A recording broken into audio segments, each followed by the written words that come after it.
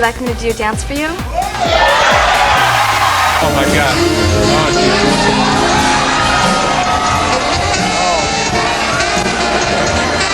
Oh, my God.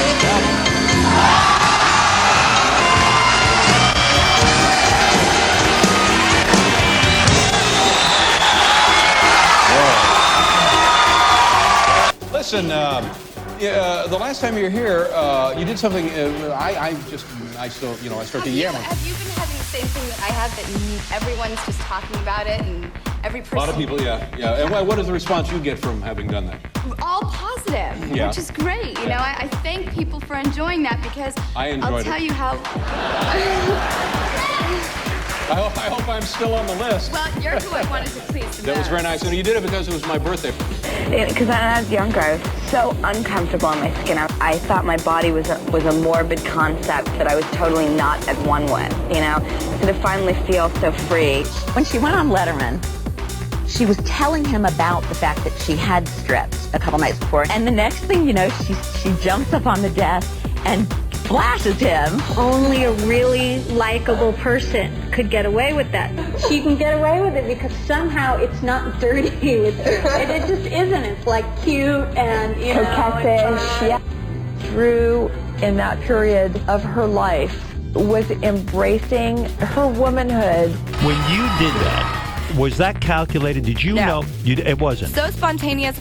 I mean, you can see me up there as if I am on a train that I don't know where it's going. When you did the Letterman appearance, did you get off and go, oh my God, I just killed it? I got off and I was like, holy shit, what did I just do? And when I watched it that night with my friends, as I talk about in that chapter, I was like, okay, that was crazy. Fun. I think the tone came off okay. Thank God David Letterman didn't make me look bad in front of people. Right. He could have sent me into a real bad place with disapproval in that moment. Right. Yeah. And instead, he was charming and cute and let everybody know this was okay. And it was okay. And we got away with it. And that night, I said to myself, okay, so next chapter, you need to go and become a young lady. Right. And you're still a teenager, and so this is okay, but you're about to be 20. And now I think that was the cap to your teens. What do you want your 20s to be? And I immediately went out, and I know it was when I found Ever After, I found the path that I wanted to be on.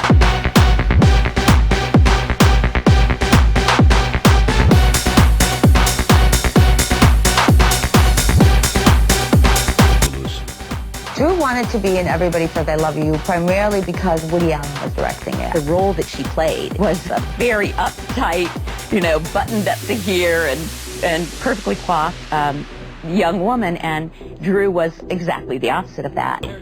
Harvey Weinstein pretty much leaned on her and said that if she wanted to do the Woody Allen movie, she would have to do this other movie. And so she ended up doing this kind of low-budget independent movie called Wishful Thinking. Our goal was the Woody Allen movie. And so if we needed to do another one to get there, she did another one to get there.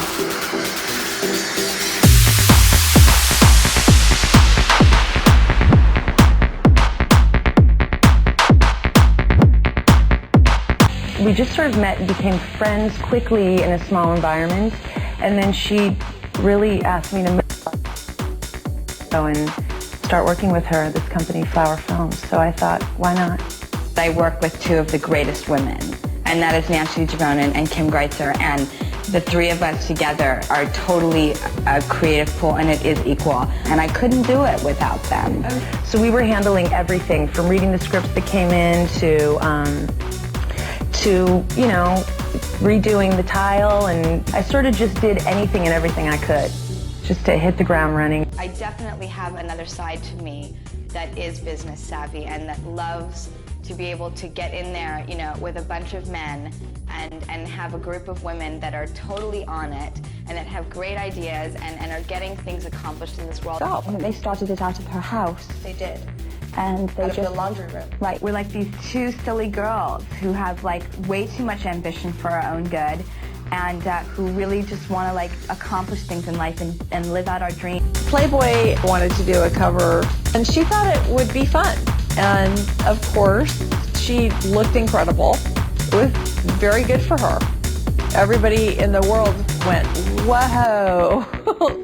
I mean, I think it established her overnight as a sex symbol. She thought someday she's going to want to look back and think, I was really hot. Steven Spielberg sent her a package, and in it was a blanket, and it said, cover yourself up.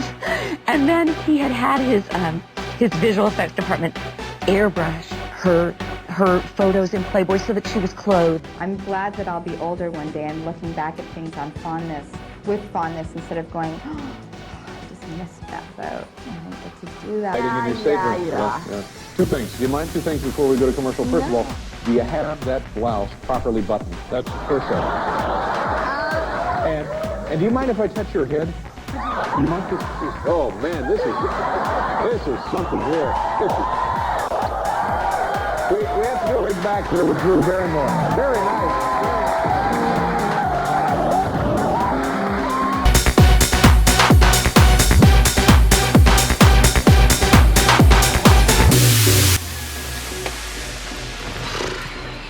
Good thing my makeup's still on.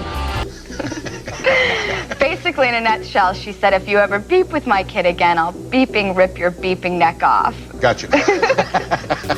You knew Mom loved you, didn't you? Yes. You know what, man?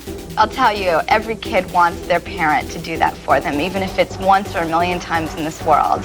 I will never, ever forget that my mother did that for me. I have so much respect, and I think I'd be the same way with my kids.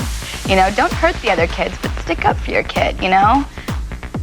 You almost sound, when you talk about your pal who may join us, and talking about your mom. And he is my pal. He's my best friend. I understand that, but will he be your husband someday, you think? You know, it's funny that you mentioned that, actually, because, no. I mean, yes, maybe. I don't know. It's like... What is this, rent a fantasy we're having here today? I mean, I don't know how to explain this. I mean, Eric and I, when we talk about it, it seems very clear.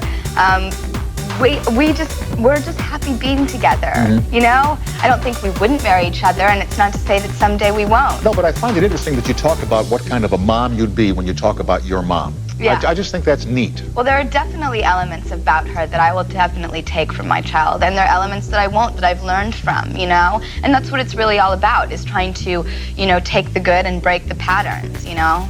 And that makes sense, because you're a spontaneous and fun person. You seem most of the Thank you, yeah, I do. I do appreciate spontaneity. Thank you very much, Drew. Nice talking with you. The beautiful Drew Barrymore. What's the deal with Debbie's hair up there? Oh, is that all hair, or is there a small animal in there? What do you think? I don't know. I don't know. I think she sports it quite well, though. Did you guys ever have a bad hair day on the set? Between the two of you? No.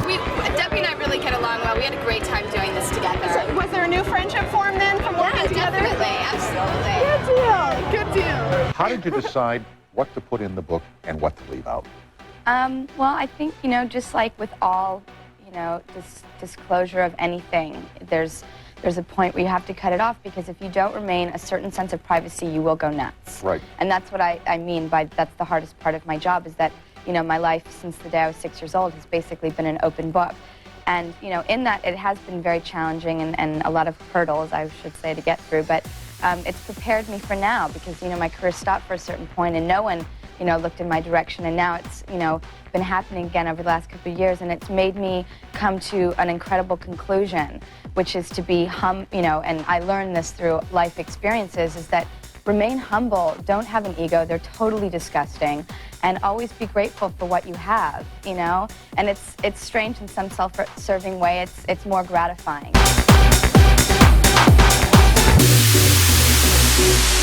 First came Everyone Says I Love You, featuring Drew playing against her public perception as an upper-class Manhattanite with co-star Edward Norton. I don't think on some level some people would have picked her for this. You know, I think when we started this, her hair was purple or something. But she put that little wig on, and all of a sudden you go, oh, she's a Barrymore. That was the greatest thing that has ever happened in my life, was getting to work with Woody Allen. I couldn't believe every time he walked through the door. It was like a dream. When Woody Allen asked her as an adult to be in one of his movies, I think it made her feel like all of the work she's been doing was validated. At Miu Miu, model and Gen X icon Drew Barrymore made a backstage appearance. She's not just a fan of the Italian label, she's also the face of this lower-priced collection designed by Miuccia Prada. How did that occur? What an honor for me. Hello. To be a face for clothing like this, mine does not match up to the rest, I have to admit. So how did you get into those clubs when you were like 8 years old? I read the story. I read Little Girl Lost. Got it for $1. Actually, they had it at the front of the place. How did you get in those clubs when you're 8? When you're 8? And like, well, really... obviously you didn't read the book then. No, well, you didn't reveal too much in the book now, did you, Drew Barrymore? I was looking for some good... Me to reveal. In what? Yeah, Eric knows all my deepest darkest. Because like, in the book, like it just sort of said you know, they let you in, nice too, but there was not too much dirt in there. But they did a lot of mention of the word Jade, though. As in what? Jade, like your mom, Jade. Like and it's too much like your book. Like this is my synopsis. Nardwuar Human Spirit synopsis of the Drew Barrymore, Little Girl Lost. Not enough dirt in there. But you had an amazing Drew Barrymore. You had a #1 bestseller when you were how old?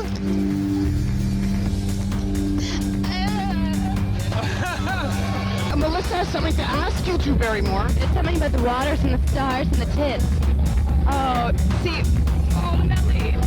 Drew Barrymore, Melissa Oftemeyer, backstage, Lollapalooza, embracing. I love this woman so much. We are both Pisces. We're bonded at the hips, breasts, and C. Is she the first Canadian friend you ever had? Actually, this close, yes. Absolutely. Absolutely. Is Courtney your friend? Yes. Do you think... Not Canadian, though. Do you think Courtney is jealous that you have Eric? I would hope not. Drew. Hey, Courtney, how do you feel about being in New York for the awards? No! We hate her all the time. About being in New York. Hey, Courtney, how do you feel about being in New York for the awards? I like New York. Drew, damn it! You run a wig or what?